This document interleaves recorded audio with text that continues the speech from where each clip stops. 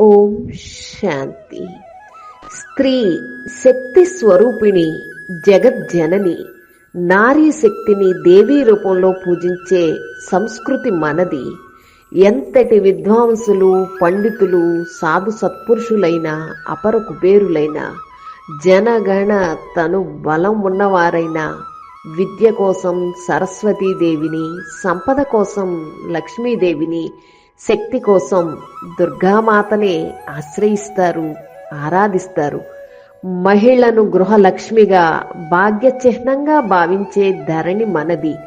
భూదేవంతటి సహనం, ఆకాశమంత విశాల హృదయం ఆమె సొంతం. జీవన గమనంలో ఎన్ని ప్రతికూల పరిస్థితులు ఎదురైనా బాధ్యతలను విస్మరించని దీశాలి, కర్తవ్య నిష్ఠ గరిష్ఠురాలి, బహుముఖ ప్రజ్ఞాశాలి. ప్రకృతి రీత్యా కుసుమ కోమల తనూదారి. మానసిక స్థిరత్వంలో, ఆత్మబలంలో, ప్రజ్ఞా పాటవాల్లో తనకు తానే ఘనాపాటి, అందరికంటే మేటి. విశ్వ ప్రగతిలో ఆమె యోగదానం అతులనీయం. అతివలేని అవని అపూర్ణం. అందుకే మగువ మహిలో మహిమా యోగ్యం. అన్ని రంగాల్లోనూ ఆమెదే అందివేసిన చెయ్యి. కాదెన్నడూ తానెన్నటికీ అసహాయి. ప్రతి గృహిణి కుటుంబానికి కేంద్ర బిందువు. ఆదర్శ పౌరుల నిర్మాత, భావి తరాలకు బంగారు చేయూత.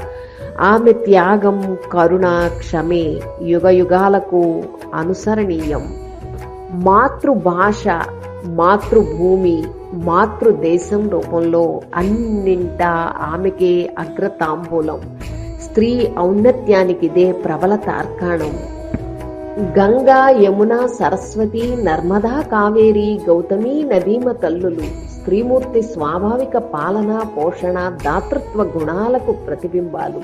అనాదిగా స్త్రీ స్థానం సమోన్నతం. అందుకే తొలుత శ్రీలక్ష్మి, తరువాత శ్రీనారాయణుడు, మొదట శ్రీ సీత, తరుపది శ్రీరాముడు.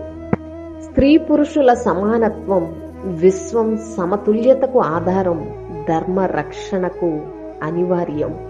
తరునికి తన మేలుపై సంపూర్ణ అధికారమే స్త్రీ సాధికారతకు, సురక్షతకు కొలమానం.